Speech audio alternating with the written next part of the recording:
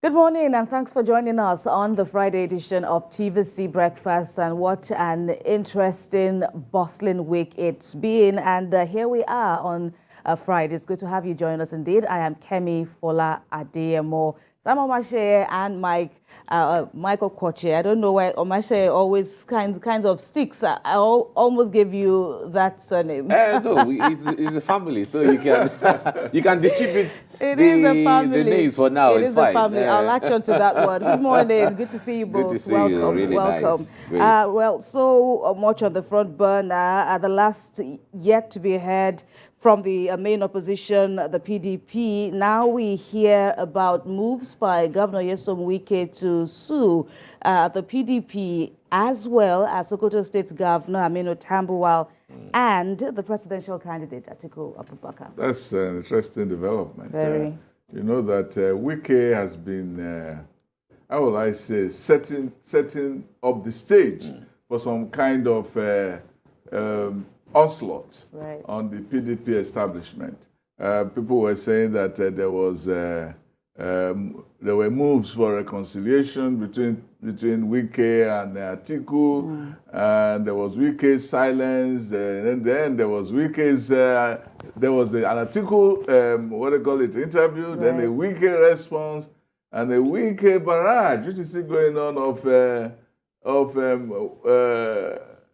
inauguration of projects. Yeah, exactly. And then we saw the drama that happened, and the body language. He was talking about his enemies. He was talking about his foes, and you knew that something was coming. I made a remark yesterday or 2 days ago that it was very clear from his body language that he was going to mobilize his people against the Atiku ticket. Now this is, and then the two of them met. We didn't know what happened. They said they broke the ice, and I said, well, you can break the ice, doesn't mean the ice melts. So apparently they still have even glaciers. The they still have glaciers in their hearts. Yeah. So now it has now crystallized to this. Now on the point of whether Wike has a point will be determined by the judges. But people had raised questions over the way the last minute moves were made. Now the lawyers are going to make their cases and so on. But it's very important to know what the rules of the PDP convention are. It's only on the basis of that you can determine whether Wike was has a case or doesn't have a case. Absolutely, because that's even what the court would obviously want to first look at. But basically, you know that this is more of a political move than a legal move. Right, and of course, it's an echo to his people that me and this man will not there for the same. which also, makes it more interesting because, only yesterday we spoke with one of the PDP's spokesperson talking about Daniel Bwala. And of course, he alluded to the fact that part of the crisis that may be rocking the party now would be resolved after the election. By that time, he said that Iyorchia Ayu, the party's national chairman, would then, vacate that position.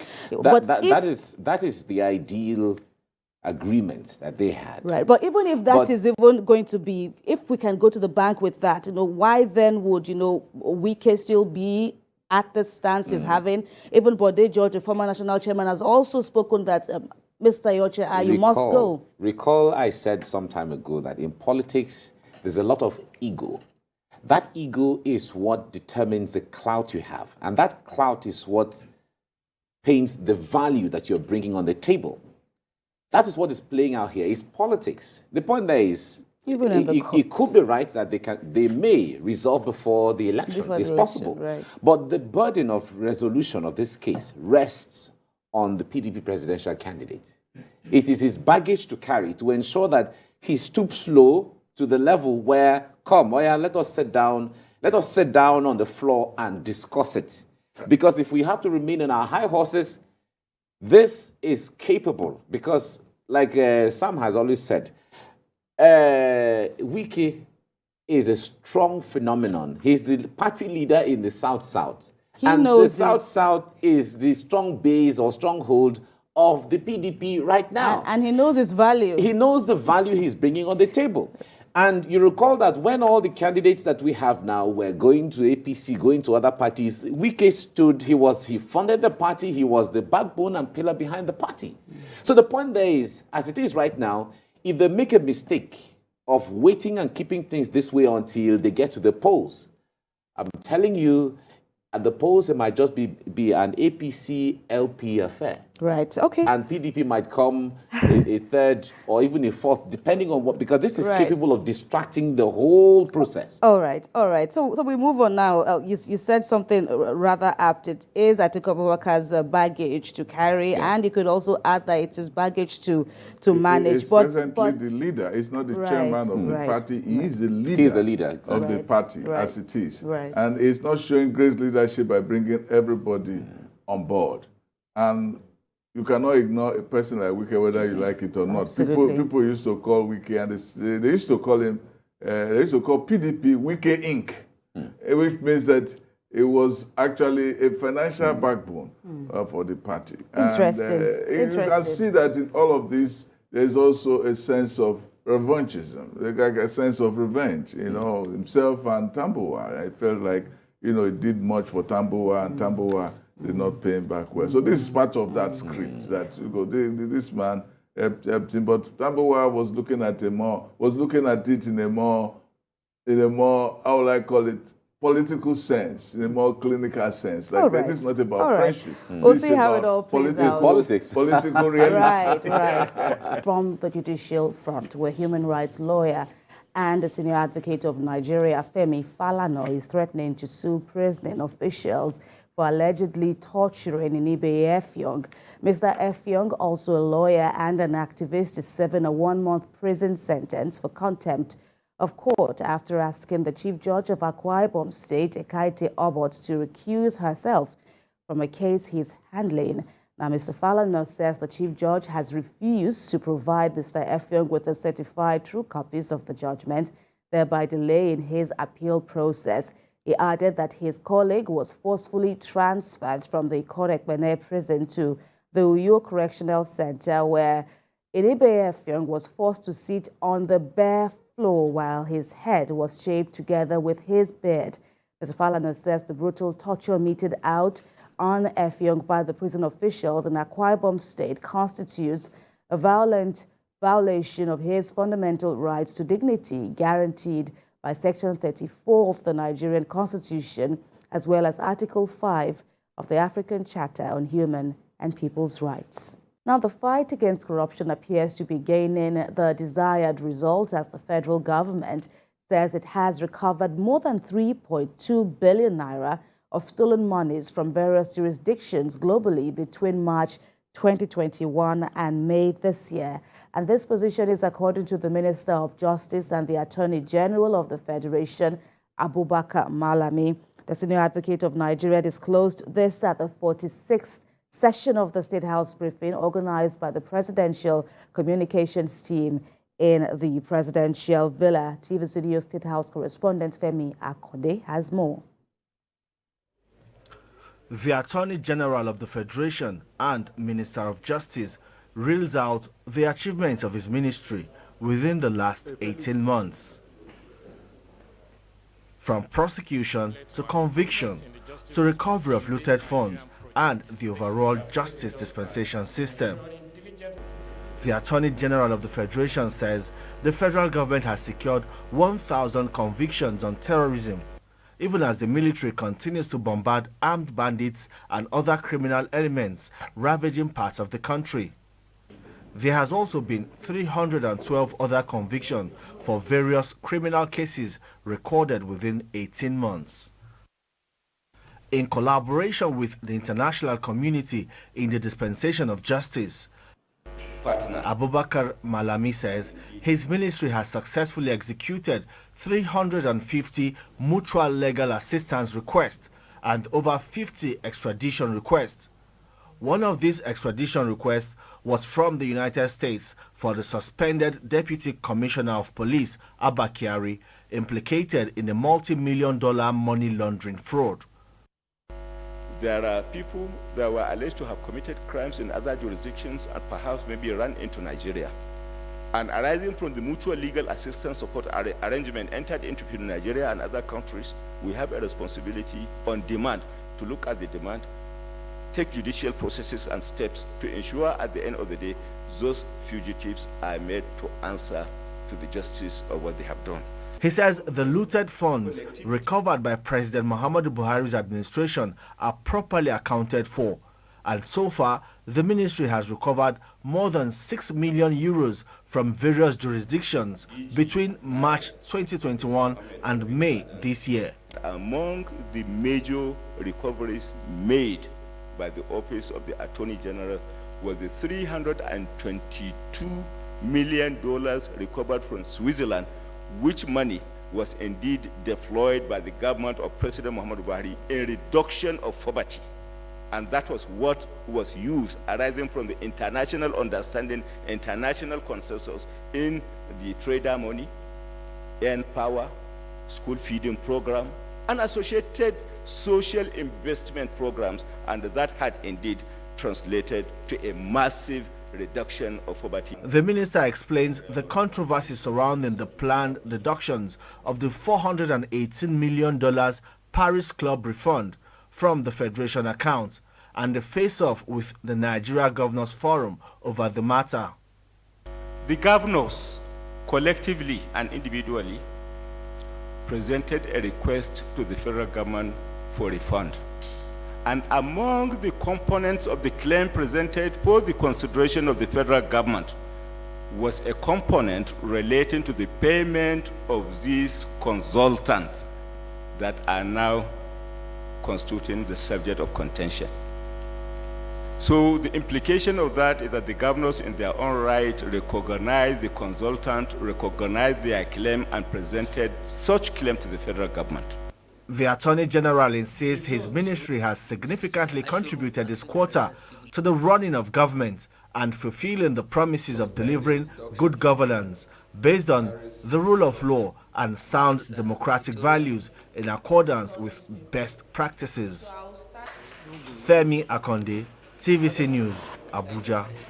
And while President Muhammadu Buhari has assured relatives of the Kaduna train attack victims that the government will do its best to secure the release of the remaining abductees, President Buhari told representatives of the families that several actions have been taken by his government to bring succor to the affected families and to prevent a reoccurrence in the country.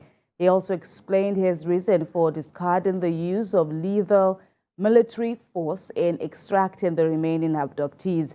The president gave his reassurance to the families of the victims when they were led by the Minister of Transport to seek greater assistance to secure the release of the remaining captives. I have been informed that at last count, there remain about 31 people in the hands of the kidnappers.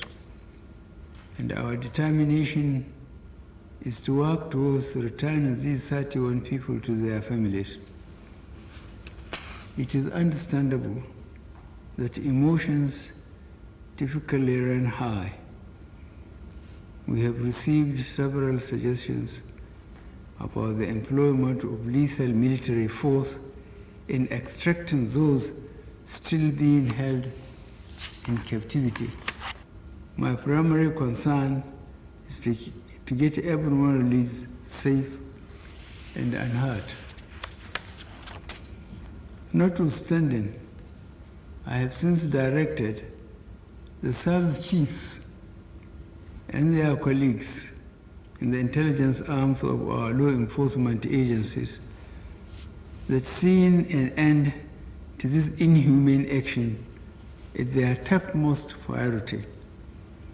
And judging by the available reports to me and news that have begun emerging in the last few days, I will say they have heard this instruction and are responding appropriately. The Nigerian Defense Headquarters says it has arrested 2 more ISWAP terrorists linked to the attack on the St. Francis Catholic Church, Owo, in Ondo State. The latest development now is that security forces are on the trail of other suspects involved in the deadly attack. And with the new arrest, the number of those in custody has risen to 6. This just as troops also rescued 52 kidnapped victims. The phone SCN reports. In the last 2 weeks, security forces have forged closer ties in operations resulting in a number of success. The arrest of the mastermind of the attack on the St. Francis Catholic Church, Owo, and his accomplices is one outcome of collaboration. As investigations continue, security forces are looking to bring in more suspects. Yesterday again, I sent out another press release of the arrest of 2 additional suspects linked to the attack on the Owo Church. In the counter-insurgency operations in the northeast, troops rescued 109 kidnapped victims in the last 2 weeks. Troops also neutralized 29 terrorists, arrested 55 suspected Boko Haram terrorists and their collaborators, rescued 52 civilians.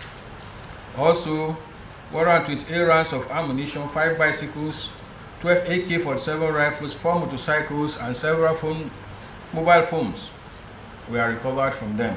In spite of this, the security challenges continue to evolve. But what seems to be working for the military authorities is improved collaboration with other security forces. Recent achievements by security forces reveal improved collaboration between the armed forces and allied security agencies. Sifon Essien, TVC News, Abuja. And former President Olusegun Obasanjo has thrown his weight behind diaspora voting in Nigeria. The former president stressed that he sees no reason why the National Assembly cannot amend the relevant laws to make it possible for Nigerians in the diaspora to vote. He was speaking when visited by the chairman of the Nigerians in Diaspora Commission, Abike Dabiri-Erewa, who came along with some staff of the commission to the former president's home in Abeokuta. And Mrs. Dabiri-Erewa intimated the former president of some of the achievements of NIDCOM since its establishment. I want to thank you. You started the idea of having Nigerians in the diaspora all come together and form an organization called the Nigeria Diaspora Organization. And the idea was to be able to tap all these enormous resources, human talent that we have in the diaspora. And this was built on subsequently. And today we have a diaspora commission. And I'm also glad to let you know, sir, that some African countries are already visiting us to see how we're harnessing our own diaspora. We've had Tanzania, Namibia, Ethiopia, and a few others. And the Organization of African Caribbean Pacific, we're actually in Abuja to also see how they can start working with the diaspora. Get yourself organized and whatever you can contribute internally. We shouldn't allow a few Nigerians to give all Nigerians a bad name. I remember when apartheid was removed in South Africa, the president called me and said, look, we want Nigerians, university lecturers and professors to come to South Africa. And many of them were. All that we needed to do, if there's need for constitutional arrangement, simple thing. Let's amend the constitution that Nigerians in diaspora will vote through the Nigerian embassy.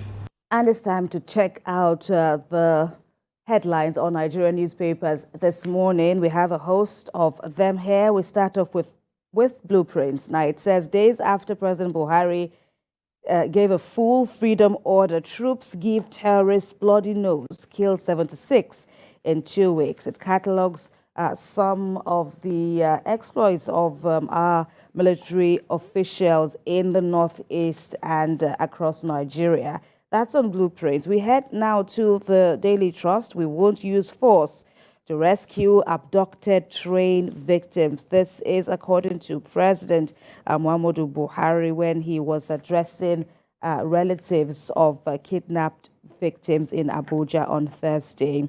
Now to the leadership. terrorists creating parallel government in Kaduna State. This is according to the governor.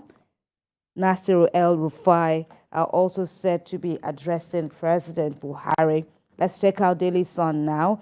Guards Brigade buries slain captain. 4 soldiers in Abuja, as well as terrorists creating parallel government in Kaduna State. El-Rufai cries to Buhari. The Daily Sun there. Let's see this Nigeria leading with what it calls tears flow as presidential guards killed. As presidential guards killed in terrorist ambush buried.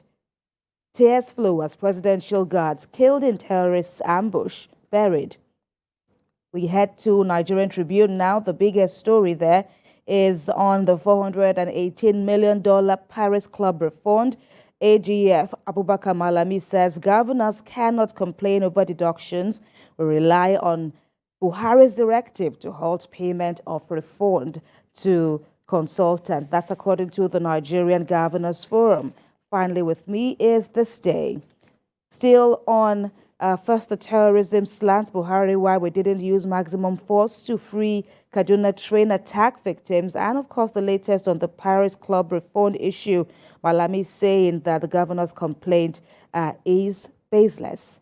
Over now to Mike. All right, I have the Nigerian News Direct here. That's where we're starting from on this side. $418 million Paris Club refund. No justification for governors to challenge deduction. That's the federal government is saying this. All right, Attorney General not serving public, Onyekwere is laying part of his opinion there. All right, that's Nigerian News Direct. From there, let's go to the Punch newspaper. The Punch says, Wike sues Atiku. Tambuwal demands recognition as candidate. All right, governor asks court to order INEC to remove Atiku's name from candidates list. Wike faults Tambuwal's withdrawal for Atiku. It says PDP acted in bad faith. And Atiku has not been served, says Media Aid. PDP spokesman keeps mum on this. All right, recall that we had the presidential spokesperson just yesterday on this. Now, that's the Punch newspaper. The Vanguard is next. Now, PDP is the focus here. Atiku sends Adamawa governor to Wike, meeting deadlocked. Adamawa governor Umaru Fintiri's meeting with Wike deadlocked on Ayu. Pressure on Ayu by party leaders to resign. Wike insists he must resign as he promised. A face-off threatens composition of campaign council. You know, all of the riders there on the front page of the Vanguard newspaper. Let's go to The Nation now. The Nation newspaper says APC vice chair, that's what the focus here is. Northwest governors behind Tinubu. Lukman is saying no discordant tune in ruling party. Why Lalong won't resign as campaign DG. That's The Nation newspaper. The Guardian is next. And Catholics knock Lalong over Pope comment, want him suspended. All right, that's what is on the front page of the Guardian newspaper. Lalong, my reference to Pope was mark of reverence, not ridicule.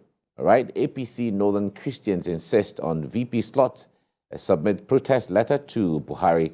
Lalong won't resign as campaign DG, says APC group. All right, it's a back and forth and all of that on the front page of the Guardian newspaper. Let's move now to First News, and the focus here is telecom tax. Nigerians must pay more for calls, data. Federal government insists. That's what you see on the front page of the First News. From there, let's go to the national economy. Stakeholders doubt viability of Nigeria Air project.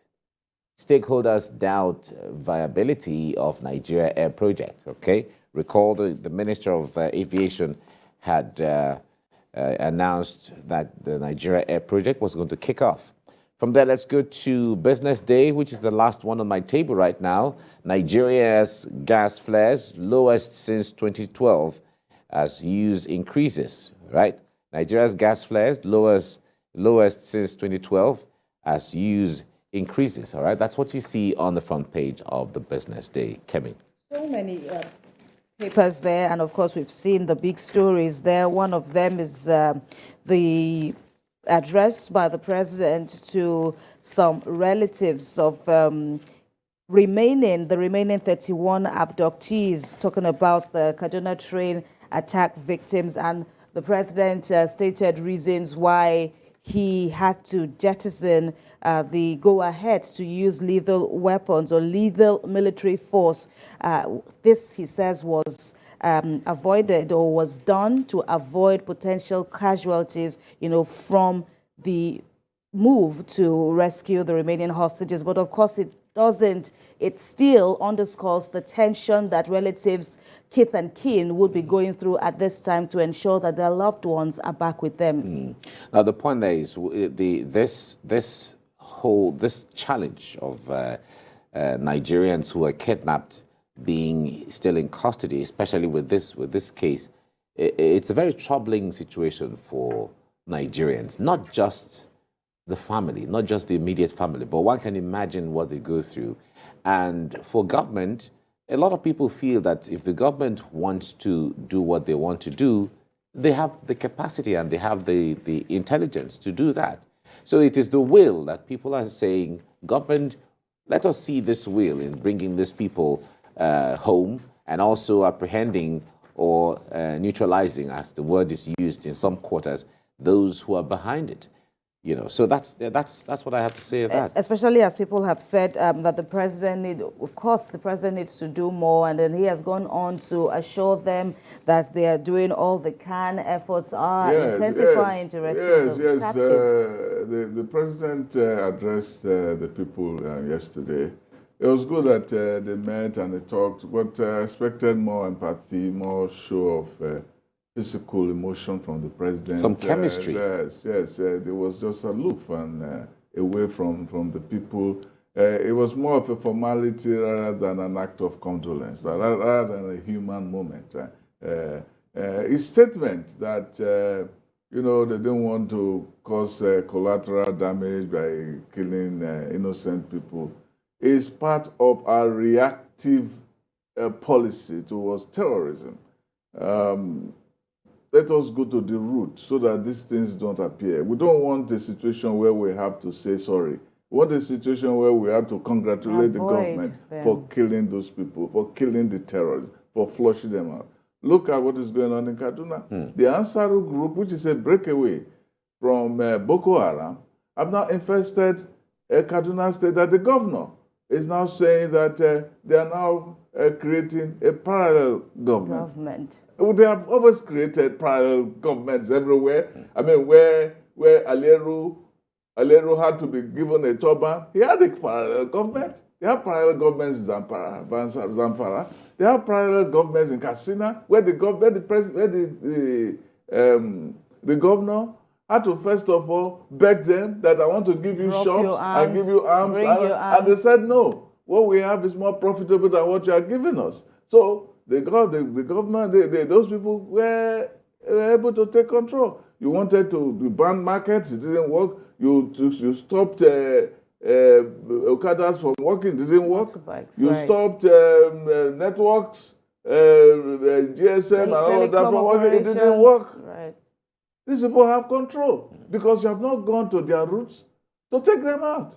My professor, bless his soul, of history, Professor Orentime, used to say, when you write an essay, the first thing you do is grab the taproot. If you don't grab the taproot, the whole leaves and flowers will all be enjoying themselves in the air and in the sun. That's what is going on. And of course, it also brings into, a kind of post-mortem when you even look at, the caliber of the Nigerian military forces, who are also, while they're doing the regular warfare, they are also doing their best now to use the non-kinetic measures in a way to curb the spate of terrorism that we see, state of insecurity that we see across the country. And of course, the other way of looking at it, this issue of parallel government. Some have also alluded to the fact that there is an existing opportunity for the terrorists to come in, and there is that chance for the residents to also show sympathy to the people they are seeing. If the government fails to protect them, and then these people come and then, forcefully order them to obey them, that leaves them with little or no chance. We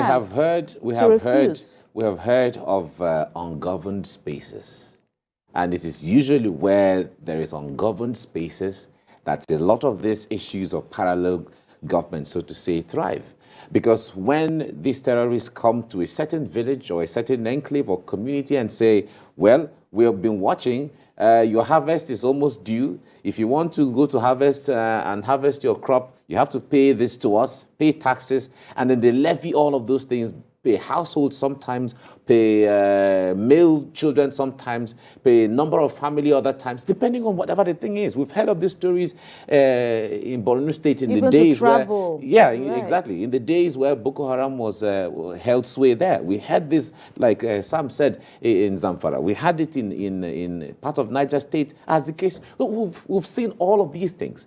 So government has to, of course, like security analysts say, if you stretch all the Nigerian security agencies and they hold hand wall to wall, they can't cover the entire space. But intelligence and technology can help us manage and man some areas. Now, if you have there are clusters of ungoverned spaces here and there, but you can lock them up in such a way that even if we can't be there, but we ensure that there can't be infiltration from the other side, especially when you see these people go out of the country and come in and go out and come in and go out and come in. The intelligence people know exactly what to do. They know it and they've done it before. They have this country under their watch. It's just a will. I think that the whole talk about ungoverned spaces tends to excuse the government and so on, because some places we call ungoverned spaces were governed and taken over, and then we call them ungoverned spaces to say, okay, well, we weren't there before. No. You were there and they came and flushed you out. They've taken over villages, they've taken over farms. Farms are not ungoverned spaces. So the roads that lead to farms are not ungoverned spaces. They are governed spaces that have been taken over by government, by the parallel government, quote unquote. Absolutely, because another way of looking at it could be that the local government, actually, the state government isn't even close to these areas. There are local governments, who make reports as usual to the state government, and of course the Nigerian army that doesn't have, jurisdictions. It's all over. So it's all a very complex nature. It seems simple, but then it's so complex. And in the midst of this, we also see it is complex. And then we see, heart-wrenching, reports of, the brave feats of our soldiers. Unfortunately, now the Presidential Guards Brigade, they lost a substantial number of officers, really slain, slave captured, 4 soldiers They've responded around the Abuja area. Right. They've gone into the bushes and flushed them out. They can do it if they want to do it. It's the same thing we just said. The will is there. The point there is, see, when the security agencies want to work, right? When they want to work, putting will and all of that inside, you will see results. That is why some persons have said that all of these insecurity issues going on right now, on the day government is ready, it's going to be history. Right? So it's just a will. The Nigerians want to see the will from government. These people are not spirits. They are not spirits. Right. And the point there is they're just bad spirits. The DSS, military intelligence, the amount of information they have about anything and about anybody and about everywhere is unquantifiable. And even now, of course, the advocacy for state and community policing, intensifies at this time. Ondo State, still in the news. Another number of alleged terrorists who attacked the St. Francis Catholic Church in Owo have also been said. There's going to about 6 now. So, of course, there are still many more answers the Nigerians are requiring, are demanding, as an answer to all this, big security concerns across the nation.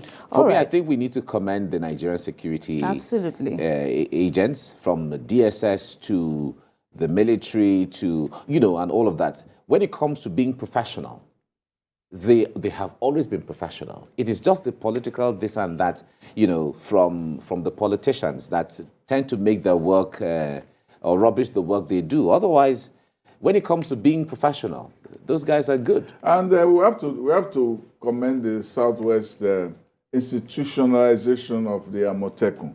And that is what has helped them in the Ondo saga.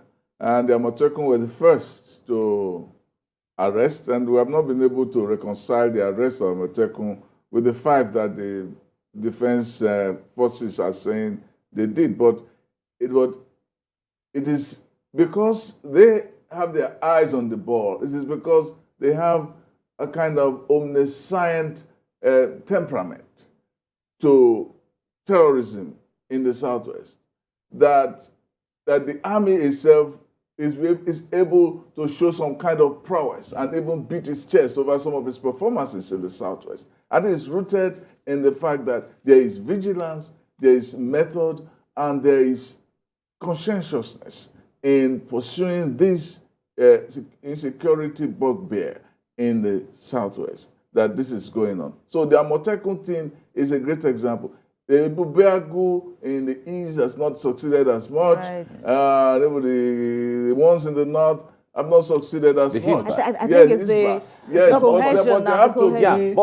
There's a lot of coordination. Thank you for staying with TVC Breakfast. 29-year-old Nigerian Mary Echabo Afo has joined the list of other Nigerians making the country proud in the diaspora.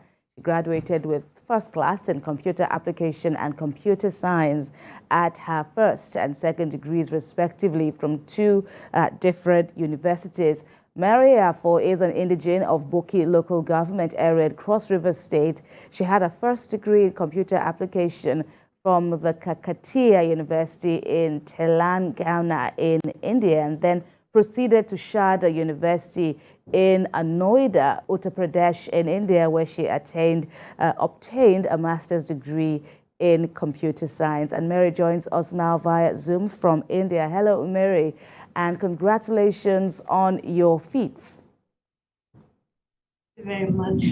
Thank you for having me. So if you will look back at how far you've come, what would you attribute your success to? Hard work and determination. All right. Tell us more about how this led you during your studies in India. Oh, well, studying in India hasn't been so easy as it seems, because it's another country that has different culture, different languages, and everything. So you have to face some difficulties like language barriers. English is not an international or the national language here. They have their own language. So you have to face that challenge because you speak, they don't understand, and they speak, you don't understand. So it was kind of difficult for me at first, but when I stayed for like 2 to 3 months, I began to understand their language and their English, bit by bit. So it wasn't that easy, but I was able to go through, and I'm happy that I have achieved what I have achieved right now. Well, congratulations, Mary. What made you go to India to study? Well, what makes me come to India to study is because they have their education standard is very good and high when it comes to the aspect of technology and computer science. So back home in Nigeria, I enrolled in APTEC computer science, where I did my diploma in computer science. So I wanted to learn more and explore other countries also, so I can be able to explore very well in the aspect of computer science. So that's why I decided to come to India. And here also the education is very cheap as compared to other countries. That's the main other reason why I decided to come to India. All right. Mary, let me say namaste. That is one of the words that we have learned from the movies, Indian movies that we watch. Namaste. Good morning. All right. All right. Now, it's good. Congratulations on your feat, as we have said. However, in comparing India with Nigeria, what similarities or differences have you seen between learning in India and learning in Nigeria? It's a very different, there's a very big difference between learning in India and learning in Nigeria. In India, you have to be serious, because they take their education very seriously. So here you have to study, you go to school every day from Monday to Saturday as a university student. But back in Nigeria, you just can go to schools some days of the week and we have some classes. Here you go to school from Monday to evening, you have to study very hard and you have to achieve very well in the academic aspect. So it's very different from what we do back home in Nigeria. Yeah, but apart from studying Mondays to Saturdays, how about the quality of teaching and also the lecturers? How do teachers and lecturers and guide, how do they get involved in grooming the rest of you to come to the level of learning? Yeah, thank you very much for that question. Here, yeah, they have this a kind of coaching or coach teaching or teaching. It's like one-on-one teaching in the classroom where they coach you very well. They make sure you understand what they are teaching you and they make sure that you do well in that particular.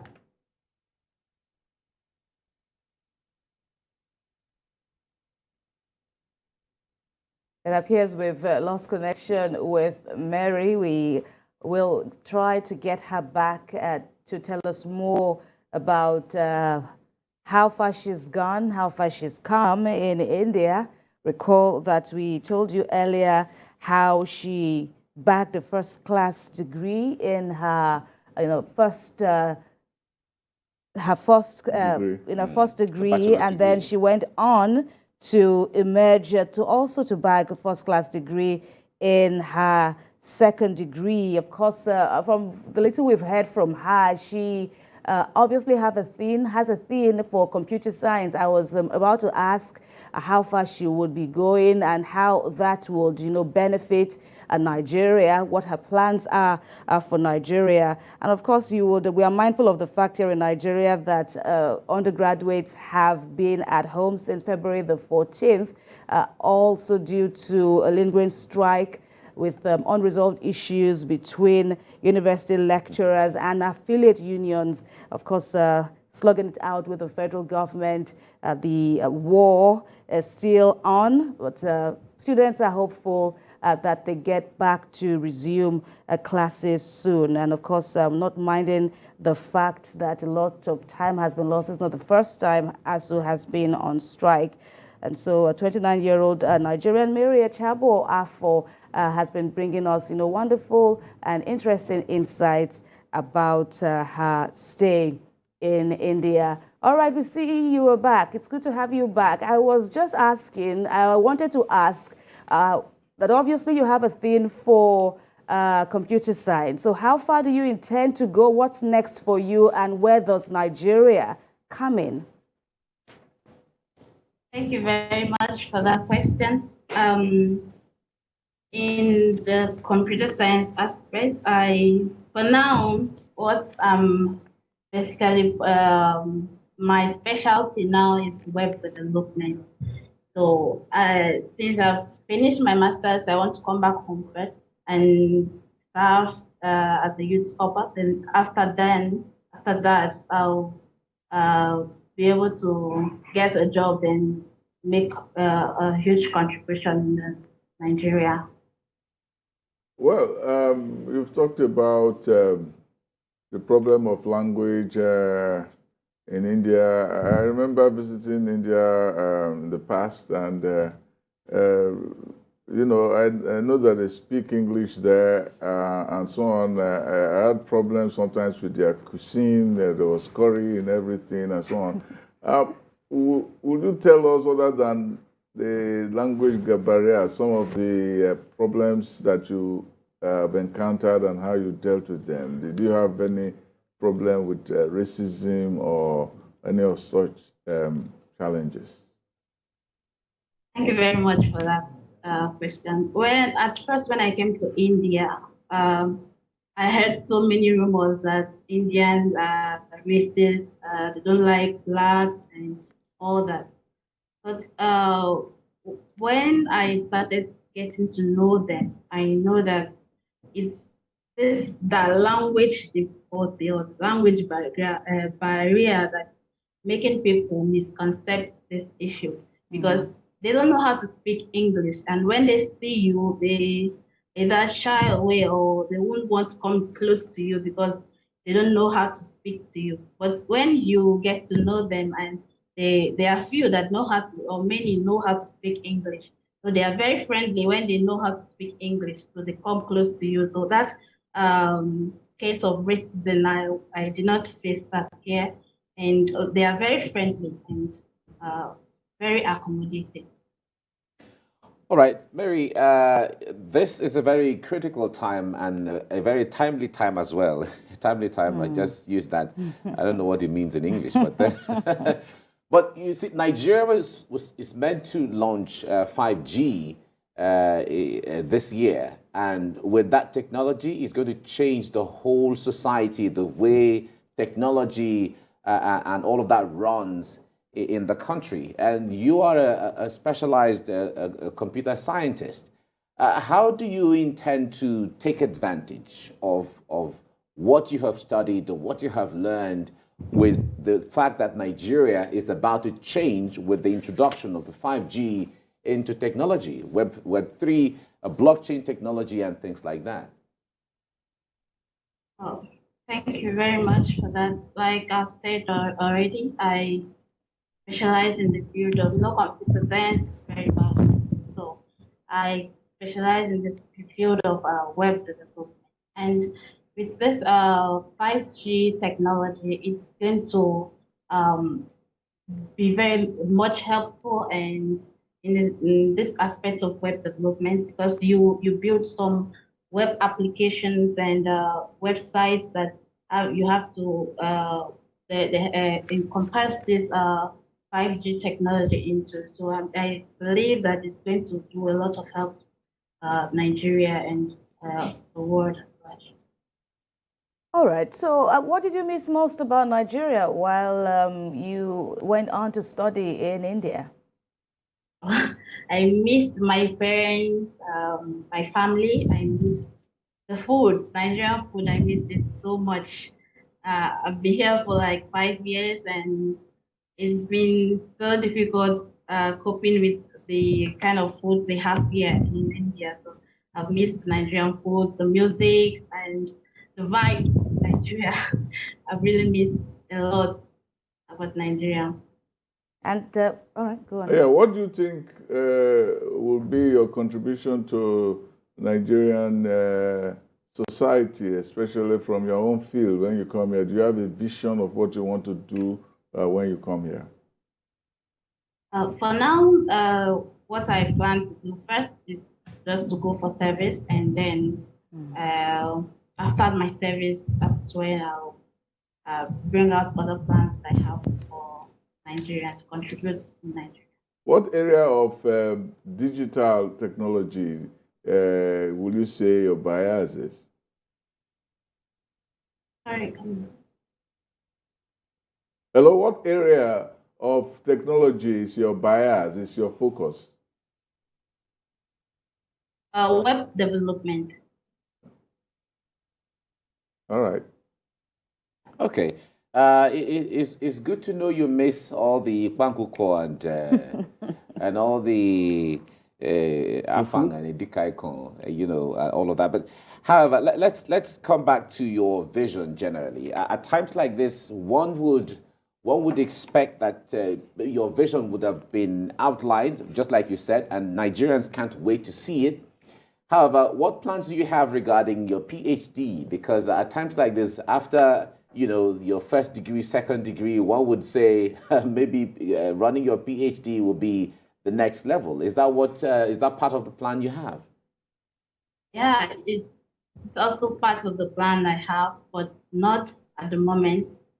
For now, I want to come back home first before I will know the next step. So, where I come from is opportunities like this, coming out of the country, going to other places to study. It doesn't come that easily to us, like in Bokil government, where I come from. So, this opportunity that I have to come here and study my degree and my master, it was very huge opportunity that I'm grateful for, and I'm very proud of what I have achieved. But going further, I have to come back home first, and I will know if I'll get the same opportunity to further myself. All right, you're proud of yourself, and we are also very proud of you, Mary Echabo Afo. Thank you very much for speaking with us on TVC Breakfast, and we wish you the very best as you go forth. Thank you for having me.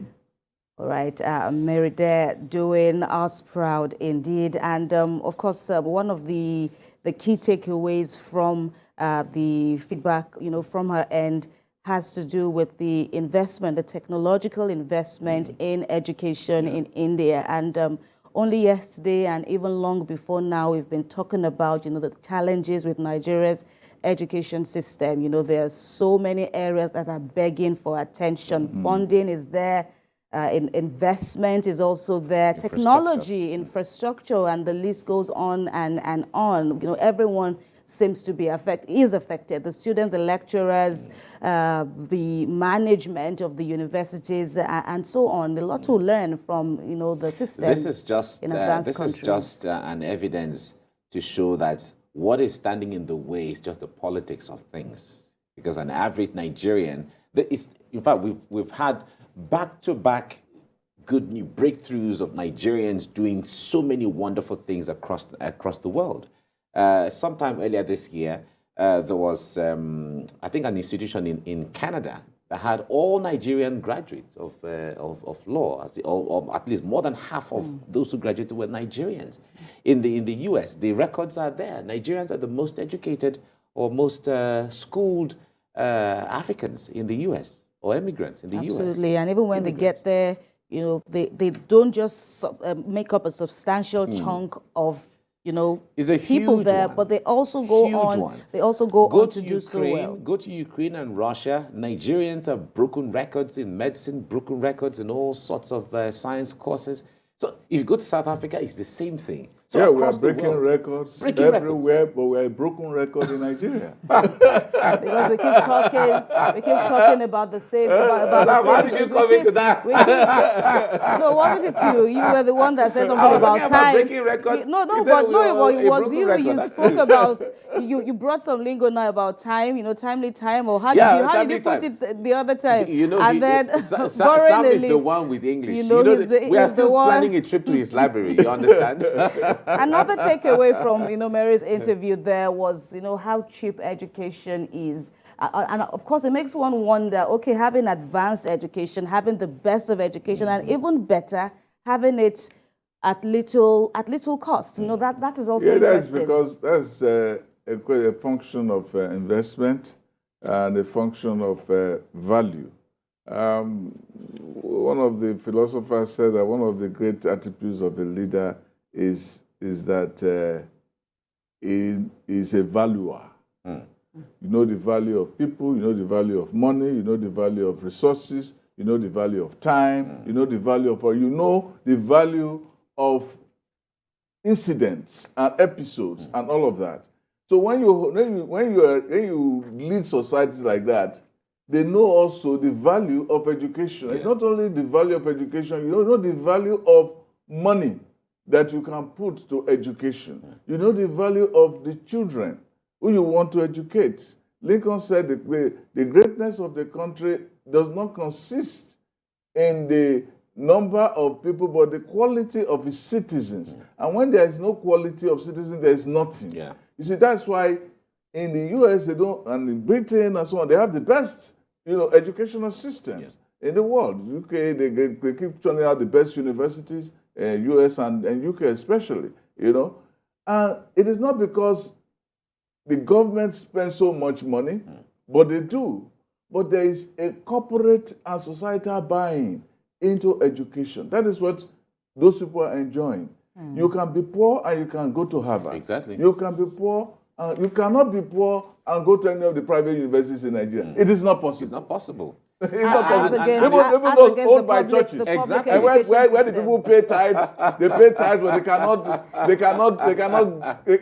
cannot get any access to the education. All right. In the same universities. Even in the US, you can go to school on loan. Let's talk health now on TVC Breakfast. Nigeria has recorded 157 cases of the monkeypox virus out of the 413 suspected cases traced in the country. And this is according to the Nigeria Center for Disease Control. The NCDC says the cases were recorded across 26 states since January, with 4 deaths reported from January the 1st to July the 31st in 4 states. That's Delta, which recorded 1 case, Lagos 1 as well, and in Ondo and Akwa Ibom State 1 each. Details in this report. The World Health Organization is worried at the rapid rate the monkeypox virus is spreading around the world through new modes of transmission.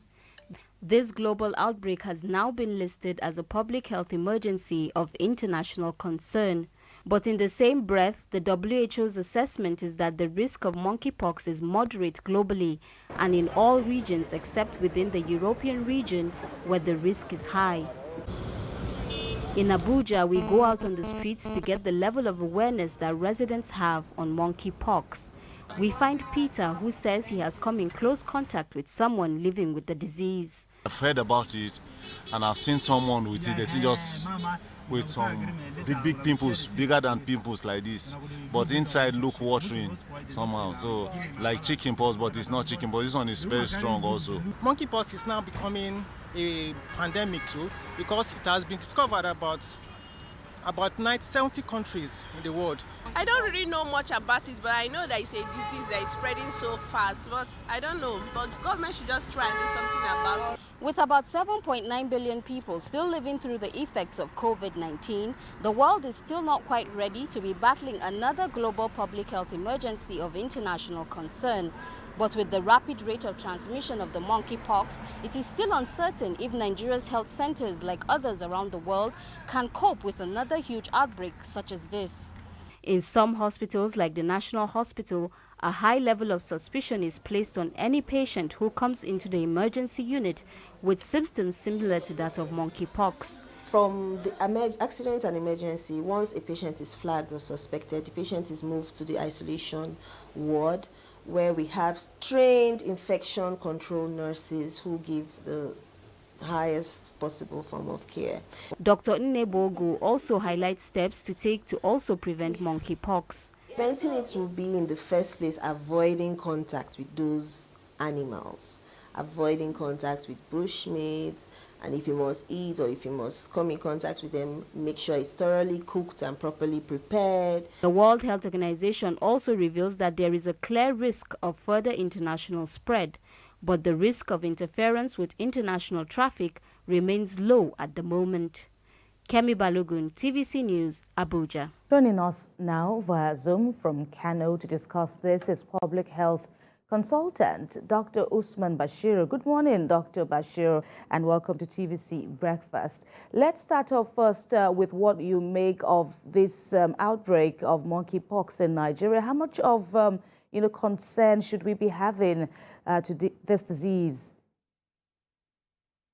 Good morning. Thank you for having me. And like you've said, monkeypox is a reimagined disease, because it has been with us for a while now. But the numbers, if you look at the numbers from 2017 to early this year, and then the number from the beginning of this year to up till now, you can see, I think about 267 cases were confirmed between 2017 to 2021.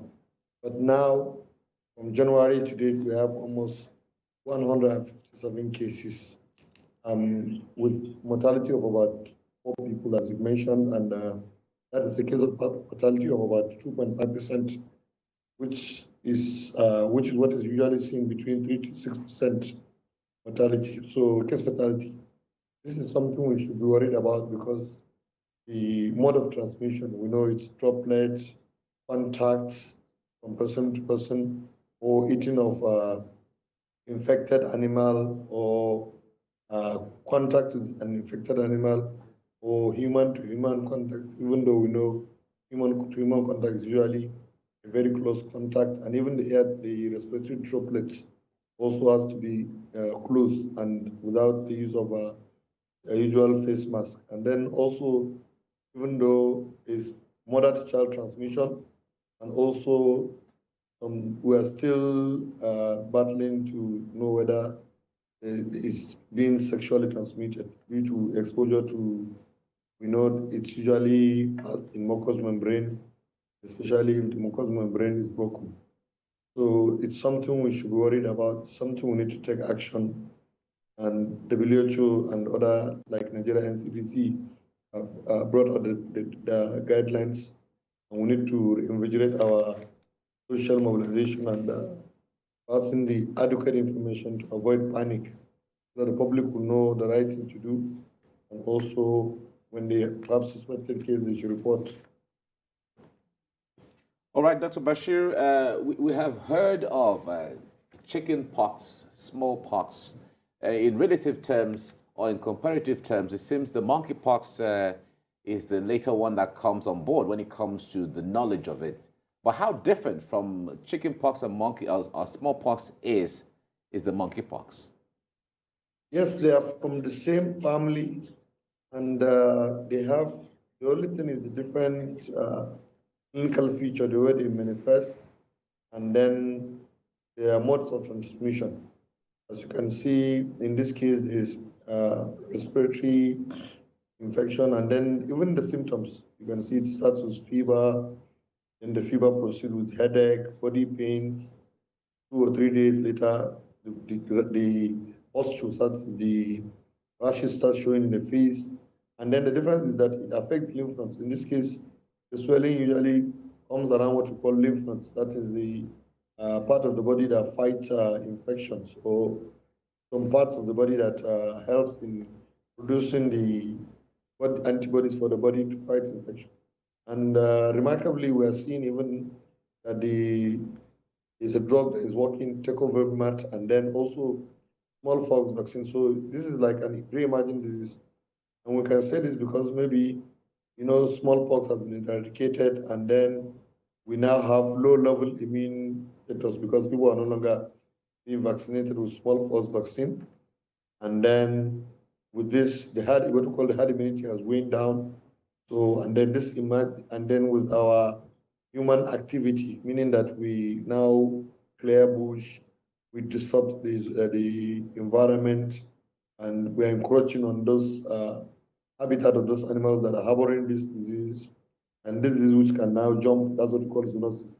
It's a zoonotic disease. So human activity, waning immunity for the small, because like I said, they're all from the family of orthopox. I don't want to start disturbing with big grammar, but they're from the same family: smallpox, cowpox, and now monkeypox. We are speaking with public health consultant Dr. Usman Bashir, who joined us from Kano State, and he's been in the last couple of minutes talking about, combating monkeypox in Nigeria. Yeah, Doctor, I want to know how aware is the Nigerian medical community, and how ready or coordinated are they against this disease?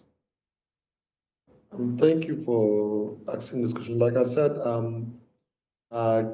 NCDC is up and doing, and then case detection is ongoing, and even in Kano, already we have currently 5 cases, confirmed cases, and they are being managed across in 3 LGs, 1 in Albostu, Smaila, and 3 from Nasara, and they are all recovering. There's no mortality, but at the state level, The technical working group have been formed. All the, what we call the DSNO, the LGA, DSNO, who are doing active case finding and investigation, are reporting as appropriately.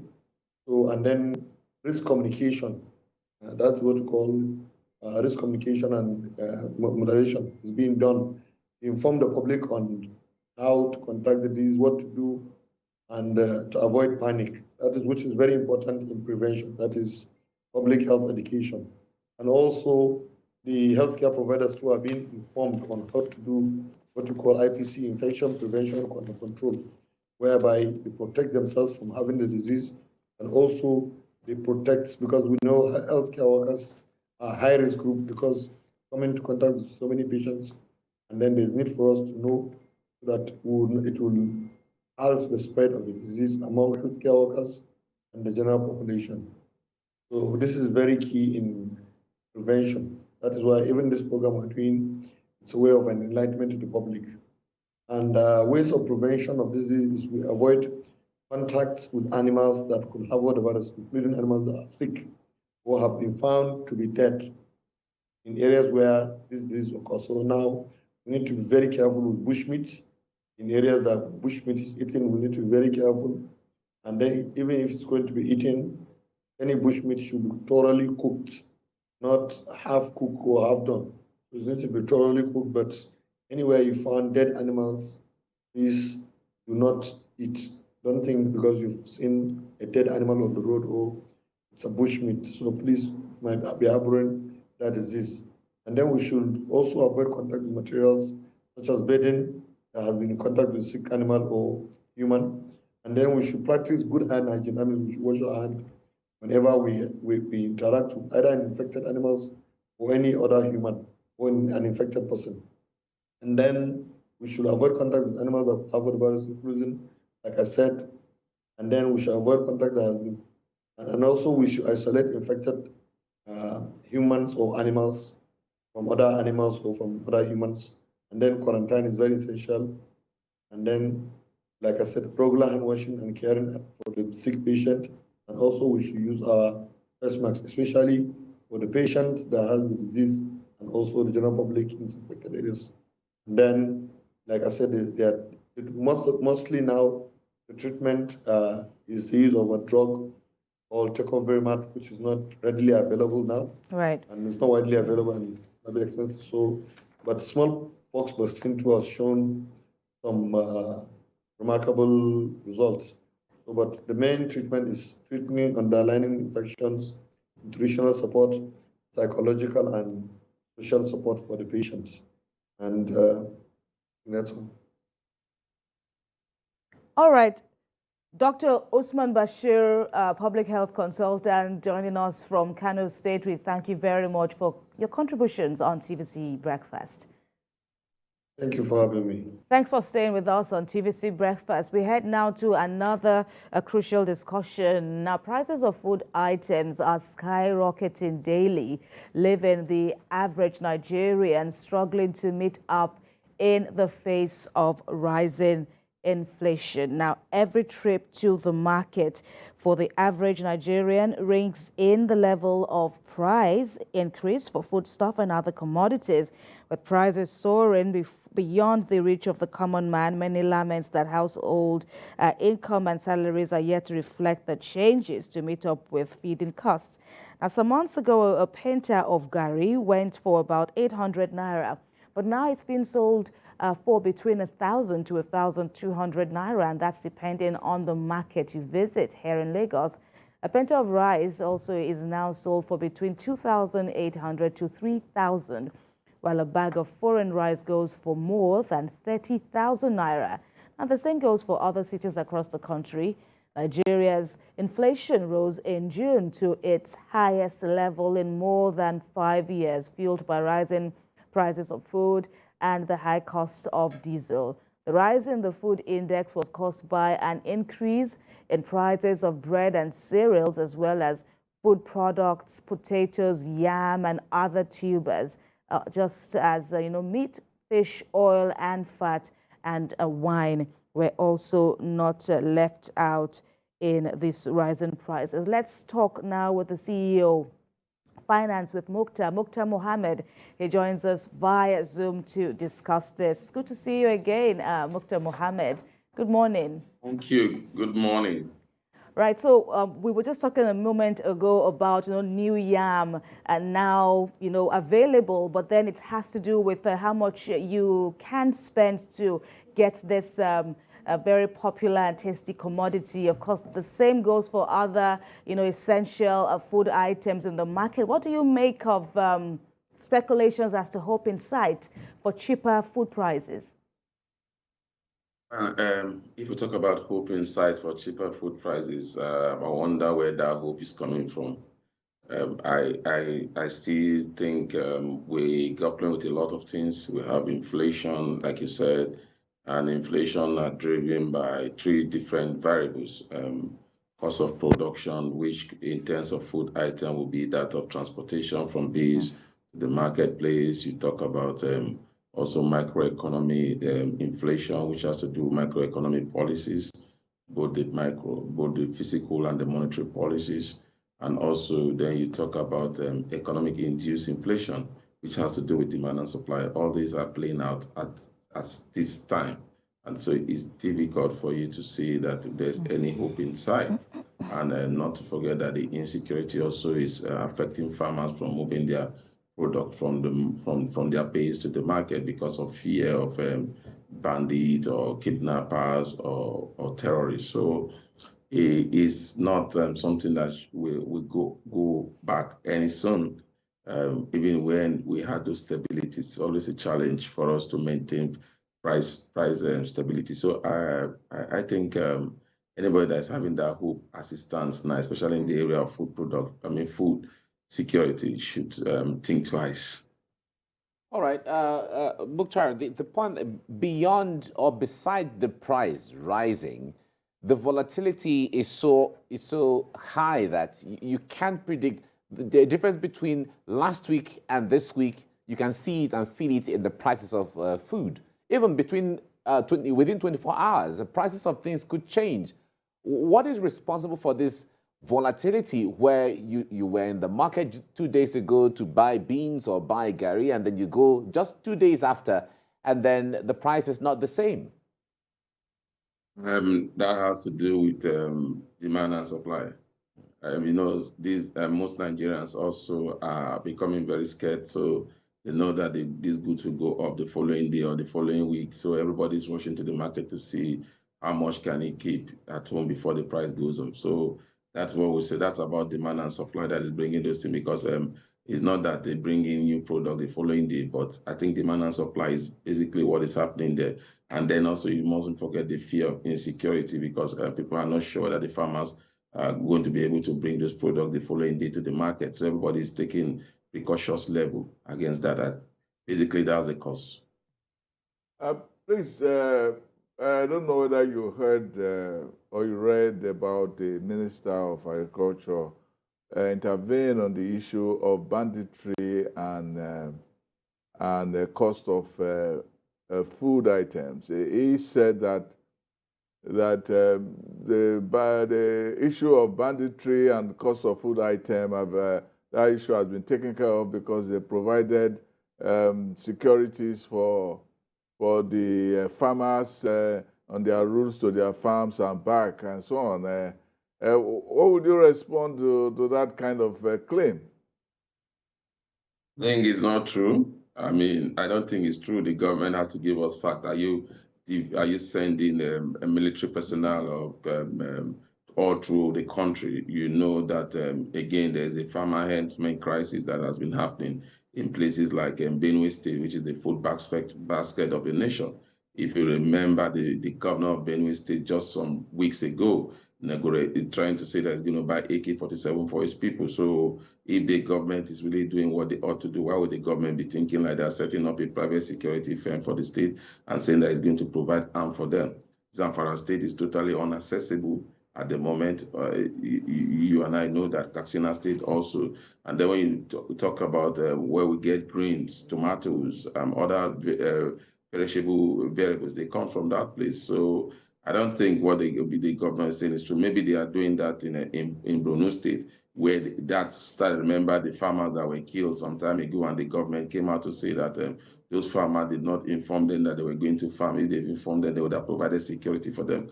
So maybe he's trying to tell us now in Borno State, we are beginning to provide security for them to go to the farm. Outside of that, I don't see any states that have benefited from that. All we need to do is get to hear the body language of the state governors, and you know the danger that the farmers are facing every day. Can you assess to what extent this rise in banditry has actually affected the cost of food? Because we want to know what are the levels of effect of each of these forces. You talked about demand and supply, transportation, you know, the issue of scarcity and stuff like that. Banditry itself, has anybody done a fair assessment of his own quality, the quality of his impact on the cost of food?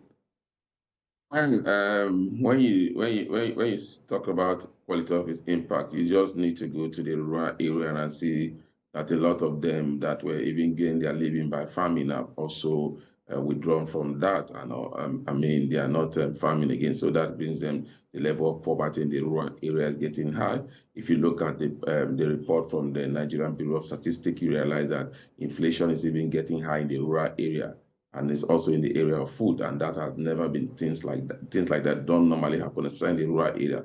One thing they pride themselves of is that they could have food to eat, maybe even if they don't have cash, but at the moment, none of those things are existing. So that's, you're bringing the level of hunger, and that is also impacting to the level of poverty in the land. Remember that in the United Nations report also have claimed Nigeria as driving into poverty. We have the highest number of poor people in the world at the moment. That is one level that you can also look at what the cost of banditry also have been to the nation. Then in terms of food security, our reserves, we are not beginning to have green reserve that we don't think seems to have that any longer, because the government is not even, we have not been able to even feed ourselves to a place of having a storage to store some of our grains. So you remember when also we had crisis, even in the IDP camps, government have not been able to provide some of these simple things that normally they would just go to the storage where they reserve and provide to them. So when you want to quantify that in terms of loss of lives, you say that if Kaduna State alone have lost over 1,000 and something people in terms of banditry, you could remember, you should just try to see what happened in the rural area. So the cost of banditry is both human and capital. But again, with the capital side, because of lack of data, we've not been able to assess that yet. In addition to the peculiar factors that you've rightly cited, pervading, food security, or challenging food security generally in Nigeria, of course, the Nigerian government is also talking about global factors that have also impacted the food situation here at home. But how do you weigh these? Would you call them excuses? How do you weigh them against what's also been called the slow government's response in terms of policy in ameliorating the situation? Well, it's a global crisis, and definitely, I mean, all over the world, we've seen price of food price going off to high. I mean, if you watch and listen to the Food and Agriculture Organization report, it said for over 2 decades, this is the highest in terms of food price the world have ever experienced. And like you said, the Russia and Ukraine crisis, how does that affect Nigeria? It definitely is affecting us, especially in the area of wheat. And that's why you are seeing that the cost of bread, etc., is going up. Now, the challenge with Nigeria is that we have to grapple with that in the range of the crisis that is going on in Ukraine. And also, we are also grappling with the challenge of FX, which is the foreign exchange, especially the greenback, that's the naira, the dollar. We've not been able to provide that, again, for importation of goods. And so some of these companies or some of these people that import or this product has to sort for this fund in the parallel market. And as sorting for that fund in the parallel market, they are getting it at a higher rate. Some of them are getting it at 660, some of them are getting it at 670, some of them are even getting it at 730. And so they will transfer that cost to the consumer also. And that's what we talk about cost inflation. In terms of policies, I think the government have not been able to come up with a measure to cope this at the moment. They've tried administrative policy, they've tried monetary policies, but again, monetary policy, administrative policies cannot work if supplies are not being met. And so what the government is going about is being able to meet demand and supply. And in this, in terms of when you look at the global trend, then you're looking at demand of effects into the economy and also outward of effects or attracting effects into the economy. So that is a major, major challenge. And again, the government is not looking at taking a bite at their revenue to bring down cost of some of these goods. And when I mean taking a bite at the revenue, it's looking at value-added tax, is also looking at the taxing of some of this product that comes from outside the shore of Nigeria, and begin to think of how can we take a bite of our revenue by reducing value-added tax. That's what everybody's doing all over the world, try to get the suffering of his people down. We're talking about petroleum tax in some other developed nations have been wiped off for now, have been suspended for now, pending what things will get up to normal. So Nigerian government need to begin to look inwardly and see how they can take a bite of their revenue. And of course, it's difficult for them with the mounting debt they are owing. So it's a dear situation that we are at the moment. All right. One would say that the insufficiency of food leads to all of this volatility one way or the other. But let's talk about the issue of agriculture research institutes and universities of agriculture. We have all of those in different parts of the country. What role do they play in creating new farming or modern farming systems where they are incorporating farmers in wherever they find themselves and ensuring that we have a stable food processing or agricultural processing system? What role? And you just need to look at the role and look at the universities and know that the students have been home for a while. And we've not paid attention to agriculture extension or research for a very, very long time. I mean, I think right from the 90s, we started losing our focus in terms of that. When you look at all the research institutes in Nigeria, they are almost in a state of non, they've not been doing any research for a very, very long time. You just need to go to some of them and see. And again, that is what the CBN is trying to do, trying to begin to encourage research in all these sectors by trying to provide and fund directly to some of these research institutes, especially those that have to do with household items like rice also and also wheat. And it has not worked here because these research institutes have been in just like being there for a very long time without any activities going on there.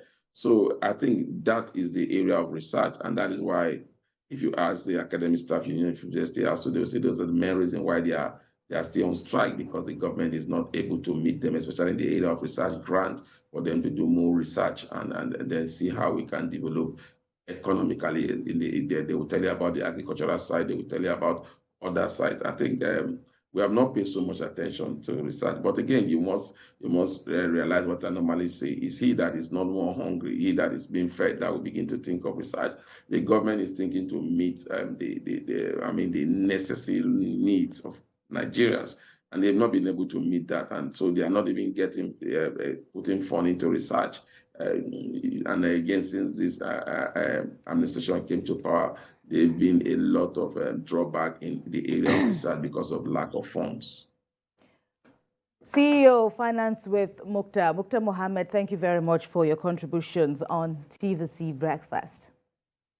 Good morning. I want to take you up on we're talking about dancing now. Let's bring up interesting clip of Governor of Rivers State, Nyesom Wike, who showed that he isn't a novice in dancing matters. So he showed off some of his moves during his speech at the inauguration of some projects in Port Harcourt on Tuesday. Let's take a look.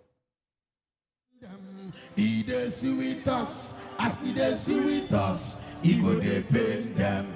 See them pain them. Yeah, he dey see with us. So as he dey see with us, he go dey pain them. You know, let me tell you something.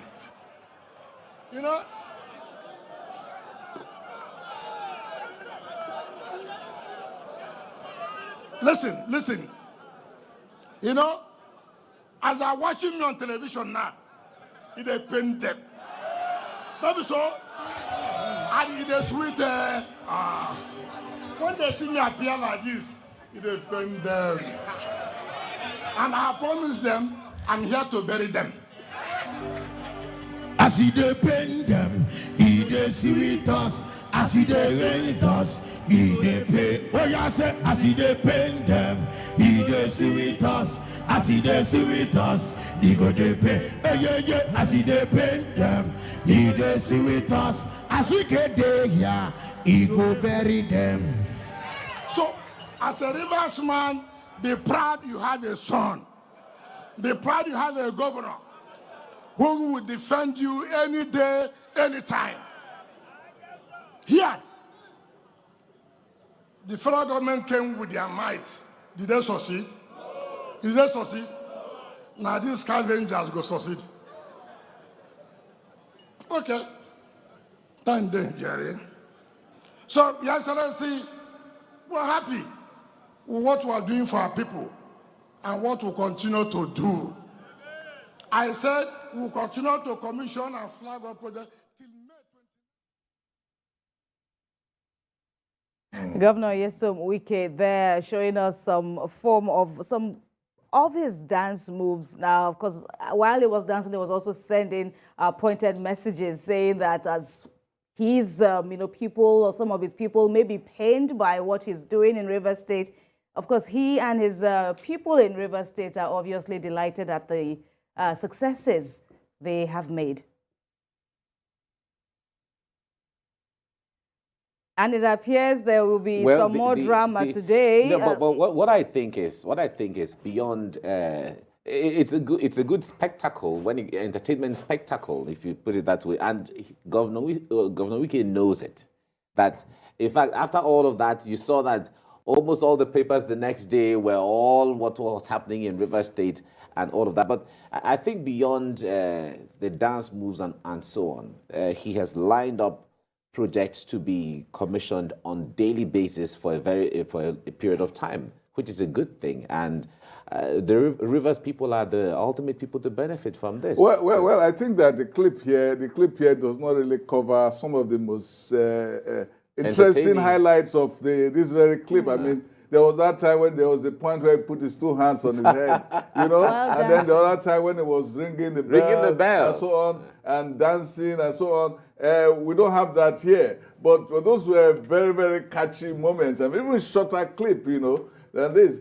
But this is the political theater of the week. This is political theater 101. For anybody who wants to do it, this is how to do it. Because the man just made a statement off the cuff, and then his band knew the lyric immediately, and they got the beat, and the man knew the dance beat, and he knew how to respond, and the crowd got into it at the same time. He made a statement. And he was at the bottom of it, right? At the bottom of it was Wike in his defiance mode. It was Wike telling his foes that I'm coming to fight you, that all these reconciliation moves, they mean nothing to me. And we've seen that now with the legal action is taken against the PDP and the PDP convention, primaries, and so on. It is also a reflection of the fact that he's also telling his people that I'm moving away. Follow me, I'm moving away. They said that I have only one vote. He agrees that he has only one vote. But his people are his people. And that when he talks to his people will understand. They listen. And something like that. So we'll see whether they were able to segue. Having been a PDP man, we're able to segue from PDP to another candidacy. Maybe within PDP, maybe we'll tell these people this is where we are going. He hinted at it in this at this very event. And today he's going to continue. He said he will be doing projects from now till May next year. And today he's hosting Speaker of the House of Representatives, Femi Gbajabiamila. Interesting array of visitors to River State all through the week. It started off with Lagos State Governor Sanwo-Olu, the former Sokoto State Governor Awamako was also there, and the former Ondo State Governor Olusegun Mimiko was also there, and as rightly we had the NYC DG yesterday. Yes, absolutely, yes. And then of course today also promises to even more interesting. Journalists and watchers will be looking out for more messages from Governor Wike. And by the way, vintage, it can only be him. Okay, well, you can say it may not only be him, but when you look at the capacity of someone to make moves like this, to hit hard and all that, this is vintage. I wrote in my column that since the Second Republic, we've not really had somebody who can combine theater with effective power. We had KO with his bombastic thing. We had the incidents where there was a particular politician who bowed down, Benue State. We had that. We had the case of Fayose with his neck brace, and the PDP man too, who was a spokesperson with the neck brace. I forgot his name. Olise. We've had different kind of drama going on, but not like Wike, because Wike's own is comical, but it's also forceful. He has power. He has boardroom power. He has power on the streets. These people were like puff. This is real political theater with capacity to effect some kind of damage. If you call it that way. And like I said earlier, this is the time for Atiku to do what he needs to do, because the signs were there. Recall after the presidential primaries, the governor of Benue State was saying, Atiku has not gone to see Wike. He has to call him. He has to speak with him. He picked his running mate, that rhetoric was ongoing. That was the right time. But unfortunately, he wasn't in the country at the time. But he has to make that move now. Come down from the high horse, go visit Wike on one-on-one, and then let them speak. Right. Let's also see some more clips now highlighted, interesting moves by Governor Nyesom Wike in Rivers State. As I'm watching on television now, they paint them. And they sweet them. When they see me appear like this, they paint them. And I promise them, I'm here to bury them. I see they paint them, they sweet us. I see they rain us, they pay. When you say, I see they paint them, they sweet us. I see they see with us, they go to pay.